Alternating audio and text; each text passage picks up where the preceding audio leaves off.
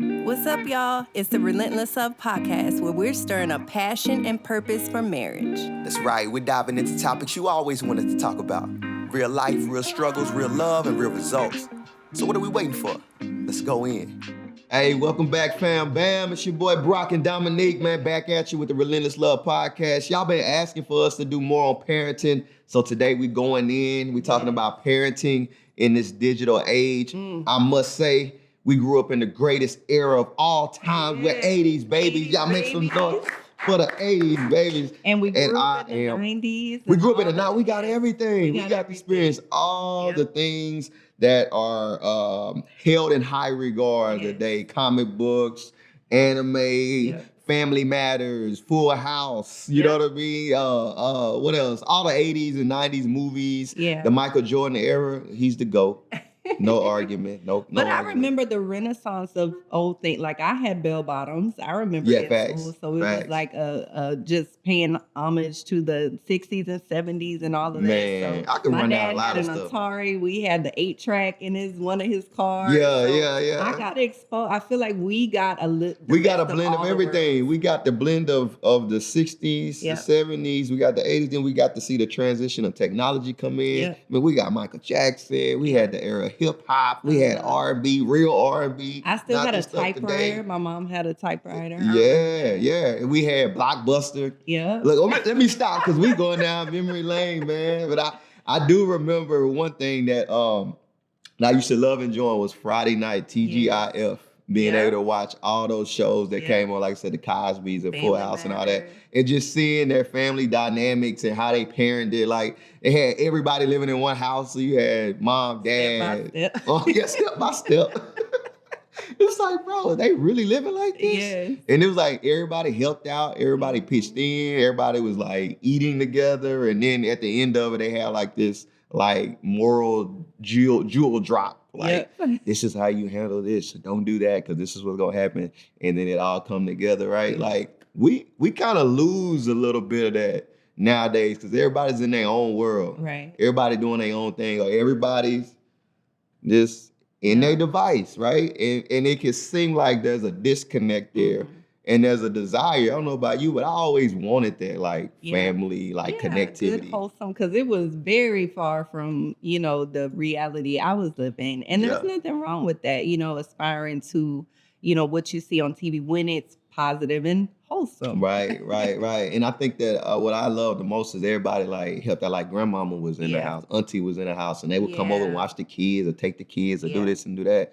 And sometimes when you don't have that, you feel lost. And then a substitute in the digital age can sometimes pick your phone up, pick your tablet up, turn the Netflix on, and that ends up being like a substitute for the human experience. And we kind of want to maybe just dialogue about that, not in a bashing type of way, but just in a reality that we all have to navigate this technical space, especially us millennials that are in the in-between and the generations out there. Specifically, we're kind of on the upper end of the millennial spectrum. And so we have a unique perspective of, I didn't get my first cell phone until my senior year. And it was that old school Nokia that, it wasn't a smart Couldn't do device. nothing. You could just call somebody. That was it. Yeah. The internet wasn't widely accessible. So we had a little more parameters where we weren't totally immersed in it. Whereas this next generation of parents and married couples have lived in the social media age, have lived in the internet age, and how that shaped us even from the parents' perspective. So today we want to talk about not just how it affects the kids, but even how it affects us in our marriage and as we parent together. Right. Yeah. Because, I mean, we're not getting away from technology anytime soon. I guarantee you, there's not some secret room where there's a plug to all the tech. Like, oh, you know what? We're done. Let's go back. Like, our jobs require it. I mean, we're sitting here in a room full of tech right now. It's a necessary thing. It's just, how do we as husband and wife or as partners in what we're doing, how do we create boundaries? Yes. And how do we have a vision for what we're gonna do parenting wise and what we're not gonna do parenting wise? And even with us, like, man, hey, when we go out to eat, put your phone down. Right. Like, you know what I mean? When we going out, stop going live and like go live with me. You know what I mean? Like just talking through some of those things because that's essential to the safety of your relationships. Yeah. So first, let's focus on maybe the parents at first. So I'm gonna be honest with y'all. If we didn't need to go live or we didn't need to shoot reels and we didn't need to do that so y'all just know about this podcast, I promise you I would not be on there.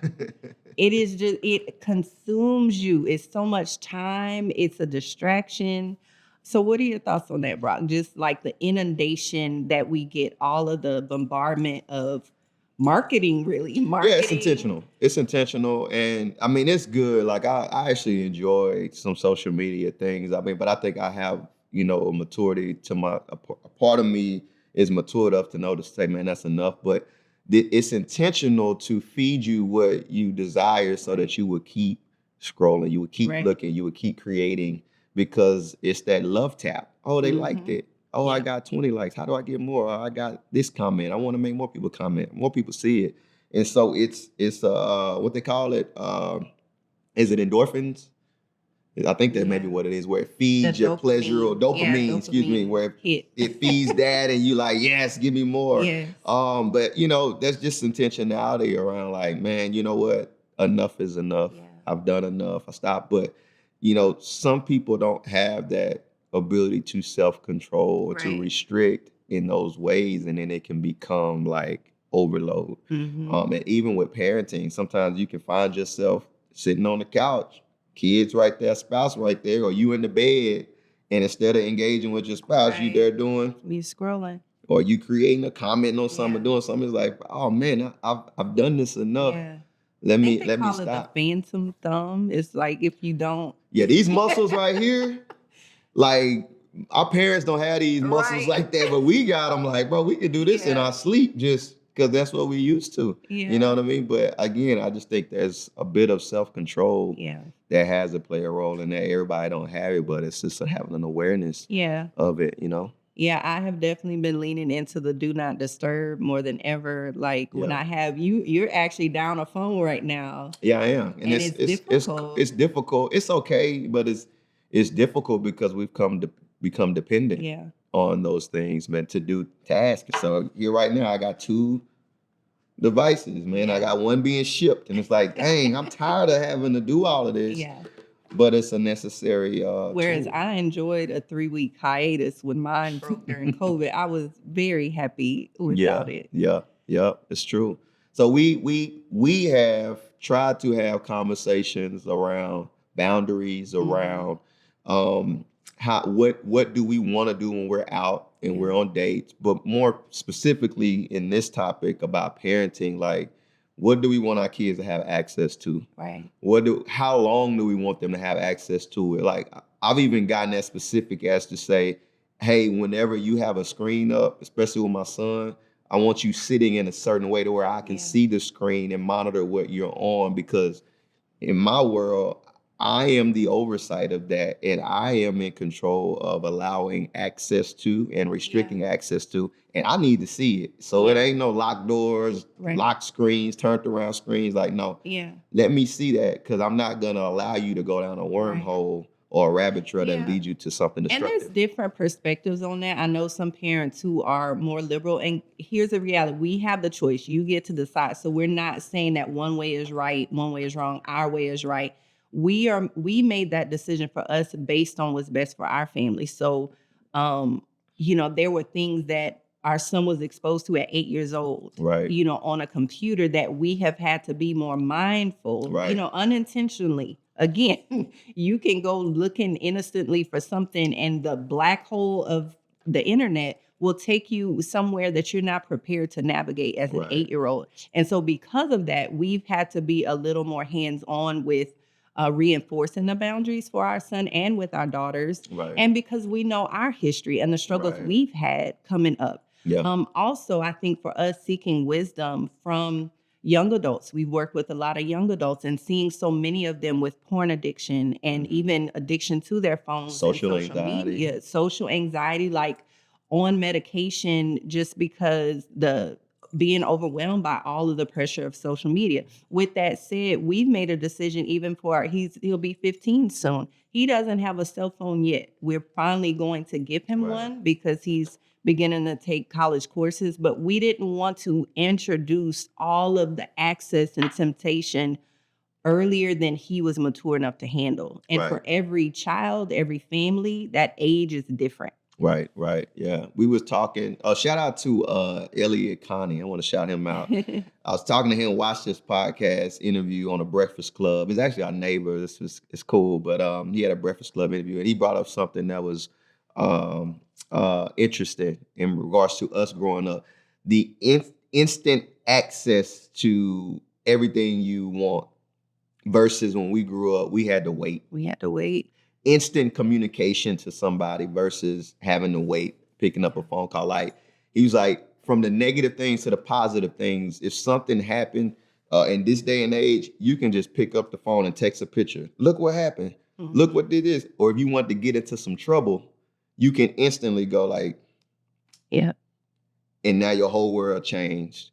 The dynamics of what we have access to changes the trajectory of our lives. And from our viewpoint, I think that's important to understand is that instant destruction, instant gratification, instant access to information that might not be appropriate for a certain child or even for yourself. Yeah. Kind of has to make you aware of parenting to say, I don't know if I want to let the tablet babysit my kid. Right. I don't know if I want to let Netflix babysit my kid, because if they're in a regular profile and they just looking for something to watch, you know what I mean? Like, they could instantly kind of go off into some things. And now that becomes their pacifier versus them coming to mom and dad, or that becomes their teacher versus coming to questions, mom and dad. Because you can ask Google and you can ask Alexa, even with the little, I don't know what you call them, the little the little kid speaker. Speaker thing. And instead of going to my parent to say, hey, what is global warming? You know, or we teach them how to do research, they can just get on a phone and ask. And, you know, even when it's positive things, that there is a beauty to the access to information. But even that, we can get overloaded by it. Yeah. And a young child's mind and their psyche and their emotional state cannot handle all the woes of the world, all of the knowledge, and trying to figure themselves out. It's too much for us. It's too much. There's so many parenting podcasts and parenting posts and memes, and everybody's an expert. Right. And I, you know, and it's funny because we podcast, like we are learning on the go. Everybody is almost deemed an expert. It's like, well, who do I believe? Who do I trust? It becomes a lot, even for a mature mind. Yes. And so just imagine that for somebody that's still developing or just trying to come into understanding of things, man. Yeah. So we've set a limitation on the age, how early. Even honestly, our 8-year-old, most of her friends have a cell phone already, like a full-blown smartphone. And she's iPhone. Like, Mom, and she's playing with things that look like a phone. And it breaks my heart. I get it, because as a girl, you want to talk and communicate. But it's like they don't even know how to have a conversation, because on the phone, they're doing makeup tutorials that they, mimicking what they've seen on YouTube. Because of the YouTube videos. It's funny. We're, I promise you, we're not picking. We're just observing, right? Y'all want us to be real. I'm biased, but I'm not like, this is right or wrong. Yeah. I remember playing with the Ninja Turtles. Yes. Driving the car. Right. I didn't want to look at nobody playing. Right. I didn't want to can I rent a movie and watch somebody playing with toys? I actually wanted to play with the toys myself. Yes. But there are shows where people are just playing with toys and they blow up. And it's like, dang, I thought y'all wanted to play with them. Now watch somebody play with it. And it's just a different time. You know what I mean? It's like, okay, how do we allow space for that, but in moderate consumption? Right. And to say, okay, now let's have some face-to-face time. Let's have some us time. Let's play together. I'm gonna be honest. You know what I mean? I have an issue with it, because to me, it's limiting my child tapping into their own imagination and creativity. They're looking at somebody else and their expression of it. And for us, especially raising young Black girls, that can be very debilitating for them and their sense of self-worth and self-esteem. And so I don't want my child looking at Blippi, right, right. Running around, jumping in the ball pit. A grown man, like, I have a problem with that. No offense to the parents who like Blippi. I'm not comfortable because I don't know what's gonna happen with Blippi in 10 years. Yeah. And then I can't undo what my child saw. Right. Yeah, it's real. That's real. So we've taken that approach of, it's customized parenting, really, man. Like analyzing your children, analyzing their propensities, that way they're wired, and then saying, what are our values in this? What do we want to see happening? Because we have control over that. And I think that's the thing of being taught how to parent is like learning on the go, but then learning and understanding that you have some control and say so in how this goes and how your children turn out. It's not just this natural evolution of your child. Right. Like your children are a blessing to you, but your children are a responsibility to you to shape how they come up and how they grow. The Bible says like a man that has children is like he has arrows. He has a quiver of arrows I don't know what you carry the arrows in, a quiver, right? Like you have a quiver. And that you are the one that pulls it out, puts it in the bow, pulls it back, aims it, and shoots it. So I'm in control, really, of the direction of my children and how they're shaped and how they're sharpened and all that. Should be. Right. Versus, just letting culture. And so I kind of need to take some intentionality in that, especially like we're saying in this digital age where we can be so consumed as parents with our jobs and multitasking, wearing so many different hats, having to do so many different things to earn money and to complete tasks that we can kind of put the parenting aspect on the side, on the back burner, or substitute it for something else. And then we end up not liking the product that we get or the responses we get or the way our children are developed.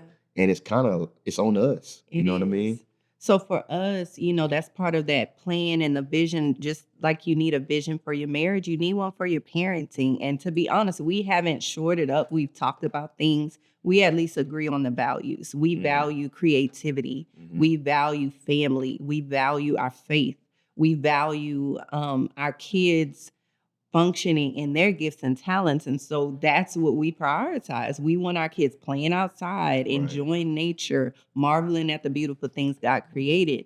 We want to spend time with them. That's why we homeschool. We want to have more influence than social media, than the internet, than the school system. And so that's kind of how we make decisions about how we want to shape and aim our children in the right direction. Right. And it's been a learning experience. I've had times where I was like, man, I done let them sit in there and watch TV for 2.5 hours straight, 3 hours straight. Like, wait a minute, hold on, like, hey, get an hour, take a break. And sometimes you kind of learn on the go of like, I'm getting a little too lax. So even myself, like, I'm on the phone too much.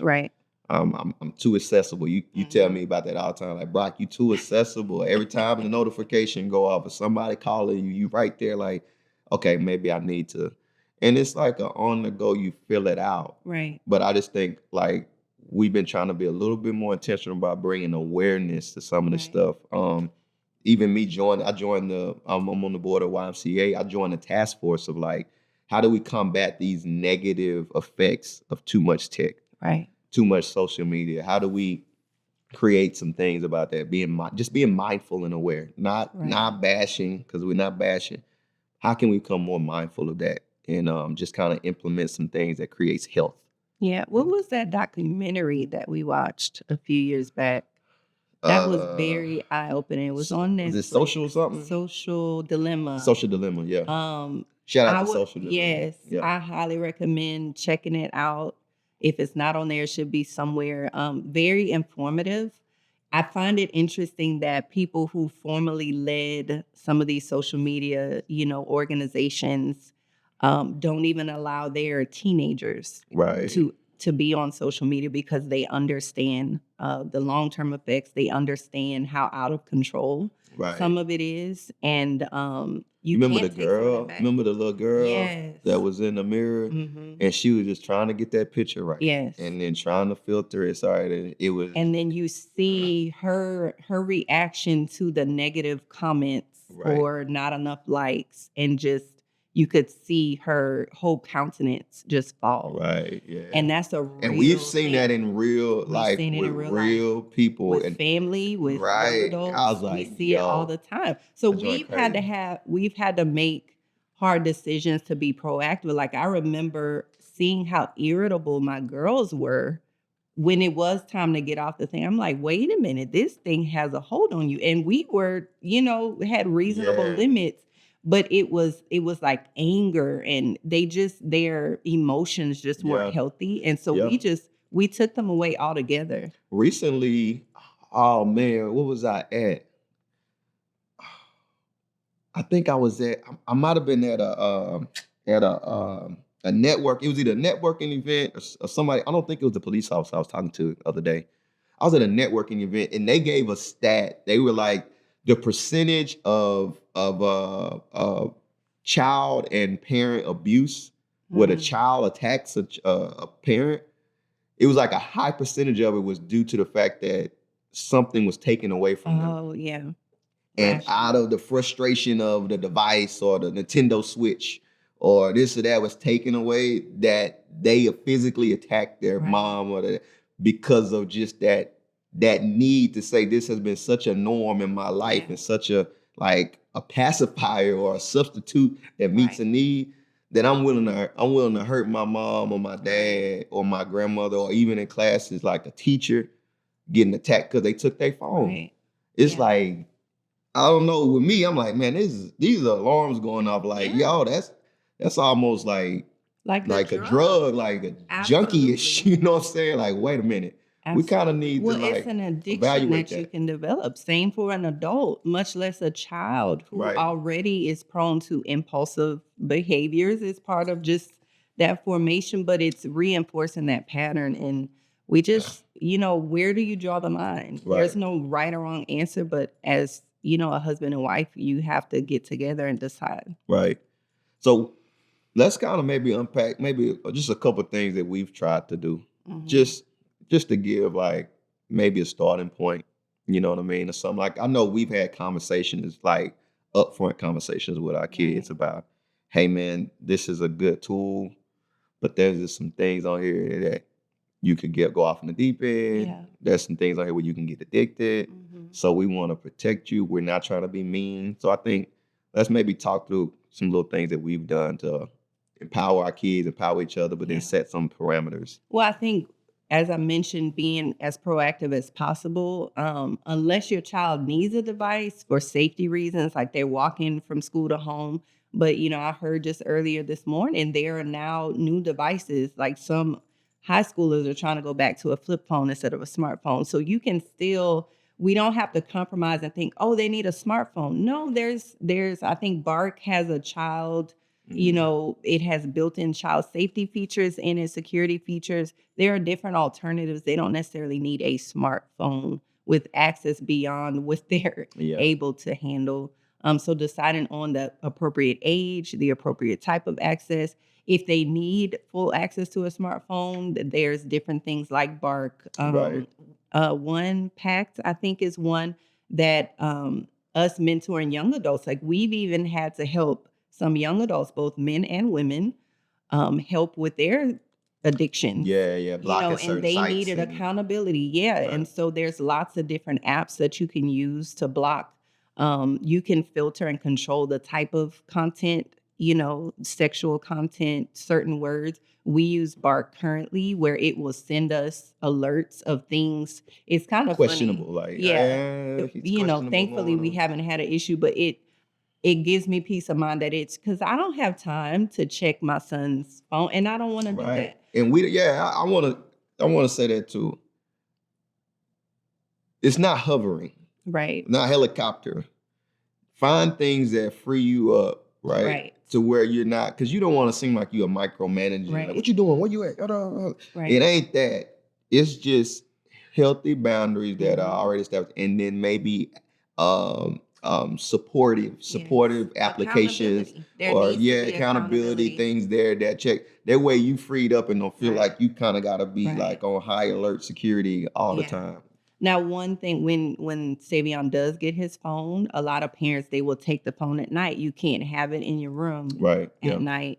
That's something we probably will implement. And I think ultimately for me is knowing your child enough, knowing their triggers, knowing, just like we talked about last episode, knowing your wife, and when your wife is way down, knowing your kids. Can you recognize when something's not going right with your kid, when they're extra irritable, and being able to trace it back to what is it? It could be something going on. It could be something that happened on social media. There's kids with hidden secret accounts and all kinds of things that we need to be 10 steps ahead of them. Right.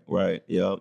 We've also done things like just with our planning at certain days of the week, and it's flexible and we flex off of it, but like there's family night. Right. There's Friday night where we're all doing something together, like we eating together.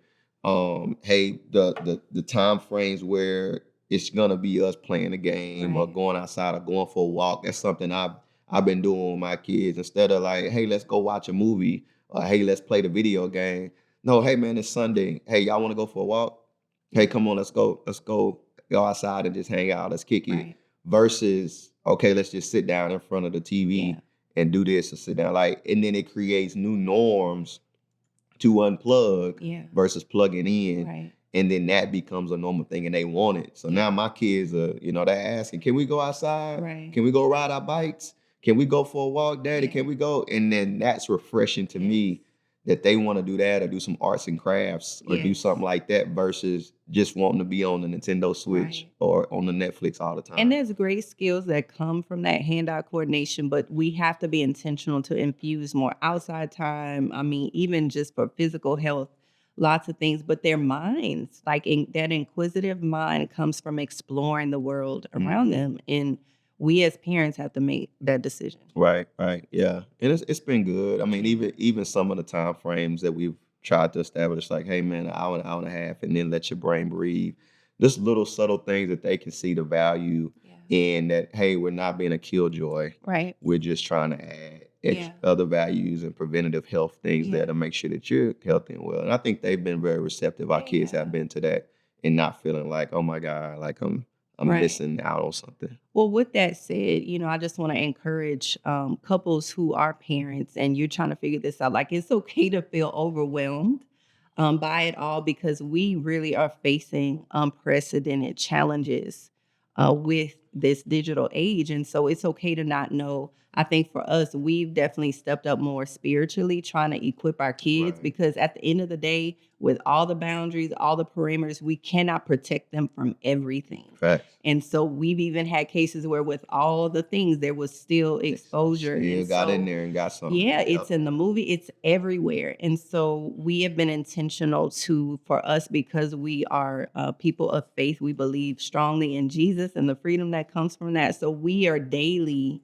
teaching our kids how to know the truth for themselves, so they can decipher all of the confusing messages and all of the just being overwhelmed by it. Creates anxiety and depression and all kinds of things. And so we want them to know where to find hope and where to find freedom and healing if they need it. Right. Yep. So keep your head up. Yep. Encourage yourself, but be intentional, is what we're saying, man. And customize your parenting and tap in with your spouse. Yeah. Being married is a team effort. And so have these conversations and invite your kids into it. If they're, based on their age, invite them in, talk to them, let them share their opinions and thought, and y'all come to an agreement on what y'all think is best for your family, and then go from there. You'll figure it out along the way, man. But have a vision of where you want to end and begin with that end in mind. Yeah. And that's going to help you. So thank you for tuning in. I hope you enjoyed it. We definitely want to hear more from you,